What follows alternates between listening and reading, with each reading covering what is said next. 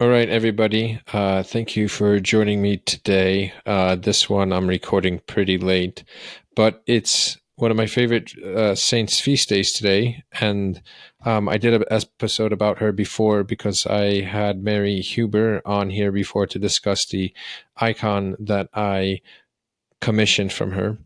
And so today we're going to go in depth of what her story means. And so she's a saint from the early medieval centuries, an Irish saint, and she's a mermaid. And so you might be thinking, like, wow, that's weird. But she's not on the calendar anymore, so there's no masses celebrated in her name, from my understanding, anymore. But she's still an official canonized saint. And so we'll kind of go over the meaning of her story and what that meaning means in general, I guess you can say. And so she was living in a town in Ireland with her father, Ohao. And I don't know if I'm pronouncing that right, because some of these old Irish languages, English languages, the pronunciation's a little different, but I'm pretty sure it's Ohao. And she was Levan. And Levan means, the name itself means beauty of woman, or another translation of it is like paragon of woman. So she can think of as like, she is the ideal woman. Like if you wanted to, like, the perfect woman for like a scientific study or anything like that, it would be Levan. And she lived with the father Ohao, and the town got flooded. There's two versions of how it got flooded. One of it was, kind of almost like a natural occurrence where it just flooded. And another one was that there was a spring that sprung from the house she was living in. And from that spring, she turned them into a mermaid, and the rest of her town was flooded. In the one where it was flooded naturally, she found a hiding place in a cavern uh, below the lake. And so in there, she prayed to a pagan goddess, and she granted her a wish to basically survive. And so she turned her into a mermaid.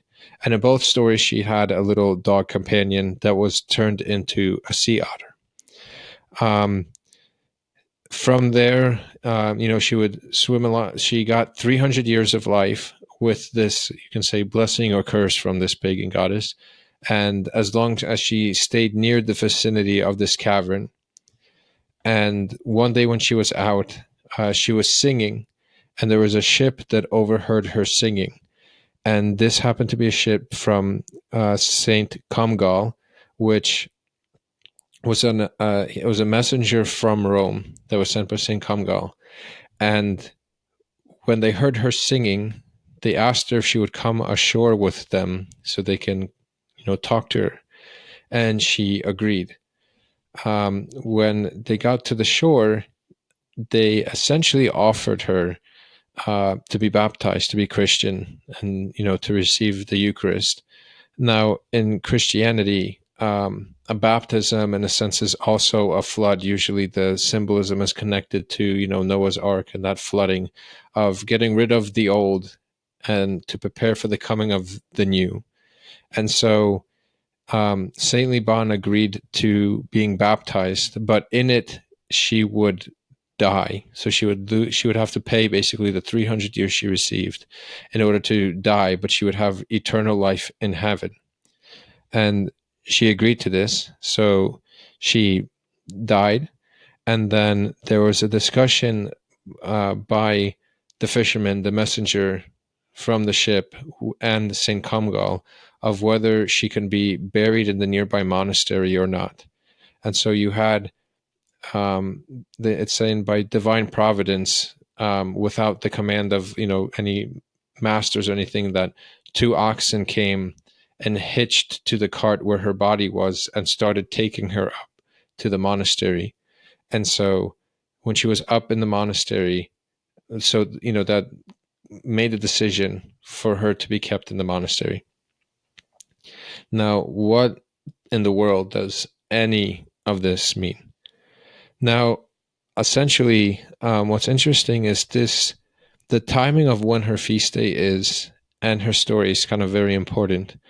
In my Symbolism of Saint Lucia video, I mentioned that it's placed towards the closeness of the Christmas season due to Saint Lucia being an early martyr, being that her story was kind of like the beginnings of the coming of Christianity. Christianity was like a small child, and she, through her martyrdom, allowed it to grow. So it has that association with the nativity of new light coming into the world.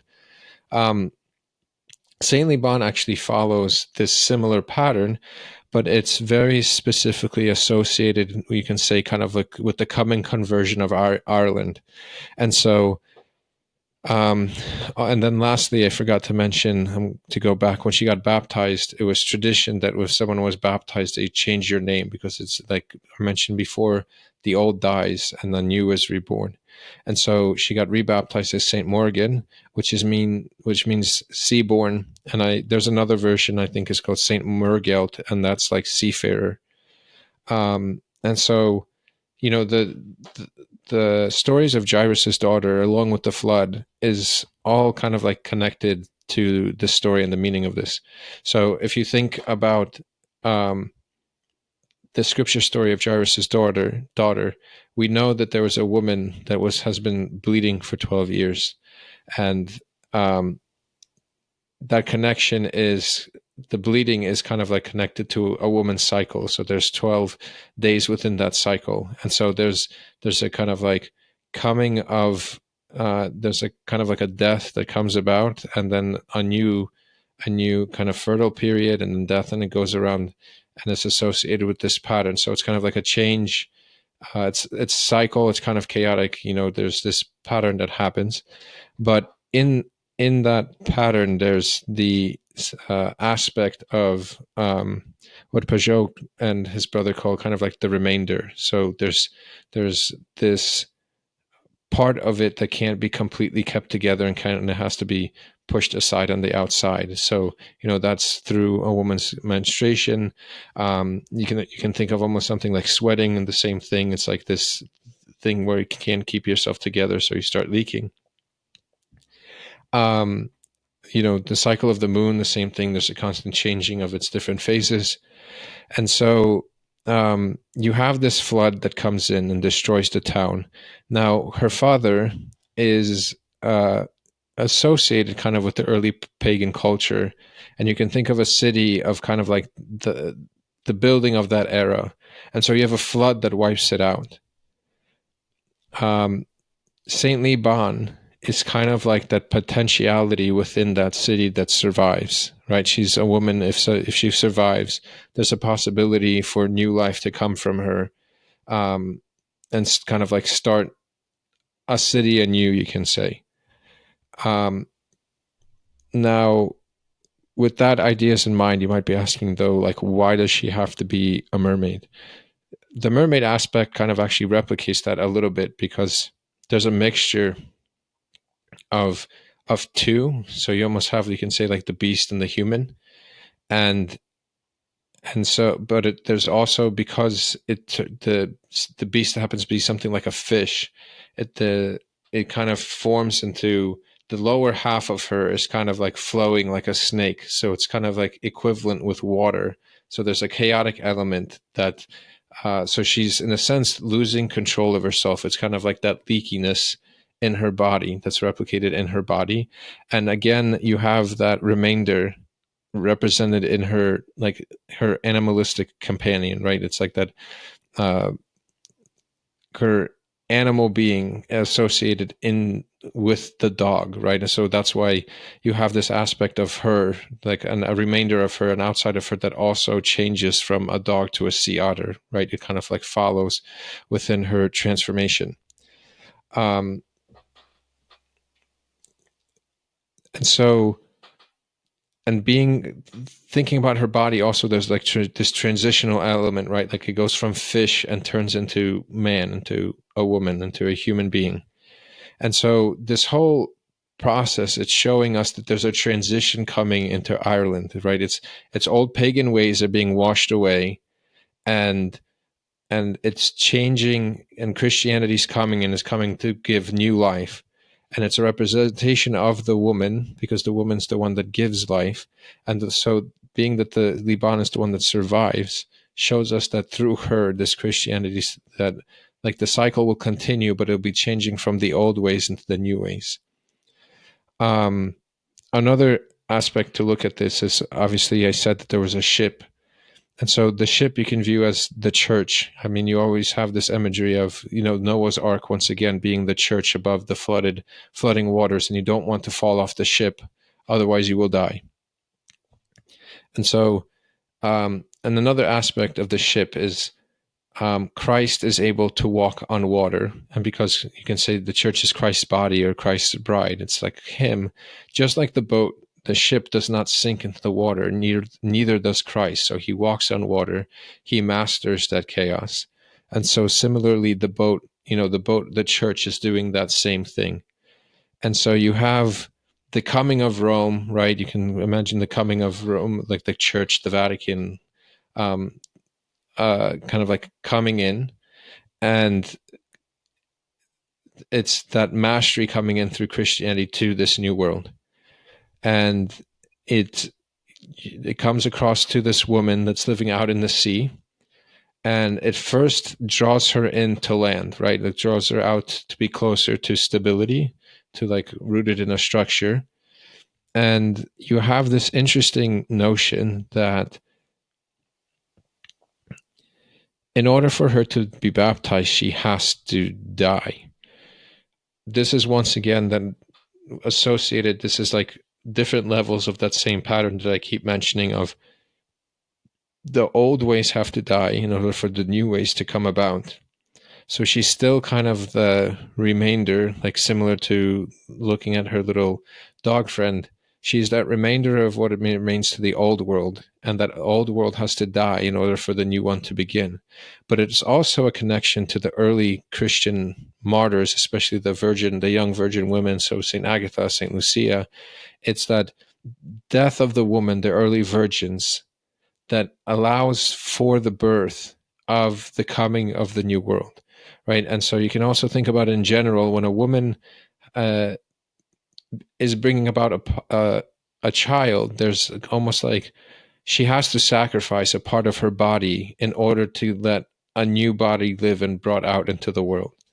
And so it's all connected to this pattern of the early martyrs, right? And so it's in January, we're still kind of in the Christmas season, we're reaching kind of towards the end, but it's that coming of the young child of Christianity. And so it's like the sacrifice of these virgins, right? Like the sacrifice of the Virgin Mother.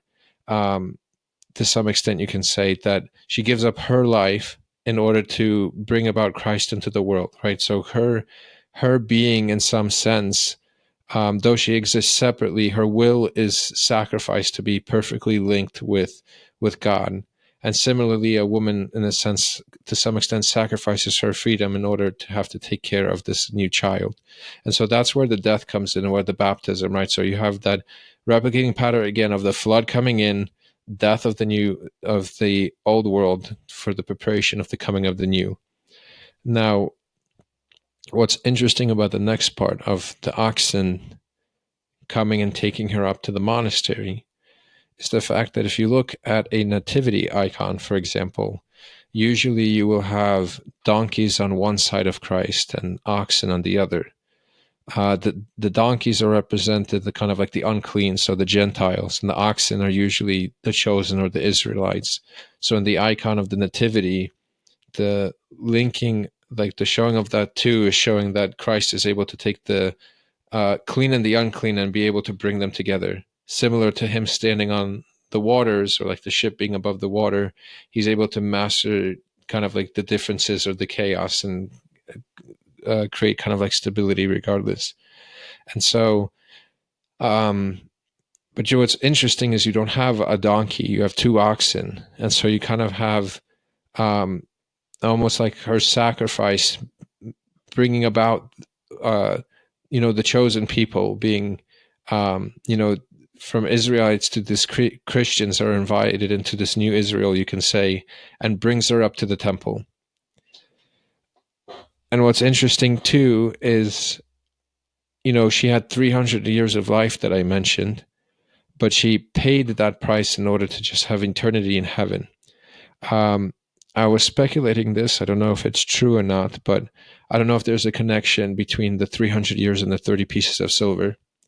I know it's obviously not the same number, but I'm wondering, even with that connection of the 3 zeros and the 0, like if there's a connection between the payment and, like the death and the sacrifice and the cross there.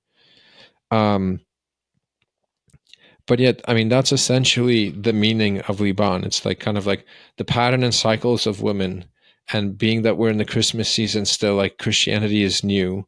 So it's the flooding of the old worlds, the old pagan gods, the old ways, and bringing about the new, the light of the world, right? The darkness is being washed away and Christ is coming into the world in all these different countries and different places. So Leban also has a lot of symbolism that's like just specific. There's like specific geographical, and within the context of that Irish culture, that's like another level of that symbolism. We're kind of talking about the top level in relationship, the Christian theology, but there's that lower level of culture stuff. So, like her father, Ahoi, like I mentioned earlier, his name, he is, the lake carries his name in a sense. So it's almost like a reminder of the old world there of Ireland. And Saint Leban is representative of the like I mentioned, the coming of the Christianity to Ireland specifically, like it's the conversion of it. Eventually we know that Saint Patrick, for example, comes in and chases out the snakes and things like that. So this is that early transition period.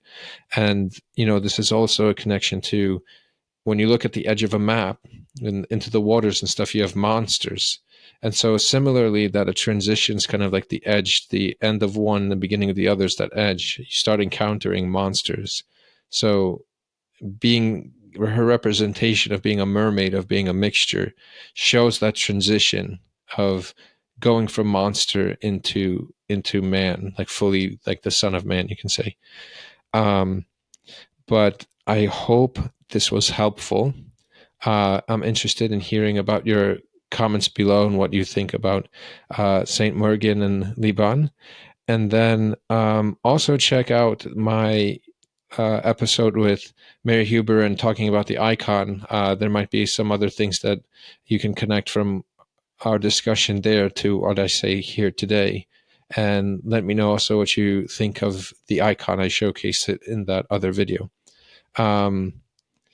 But yeah, I hope to do more of these. I know I say this a lot, but I'm trying to be more consistent with it.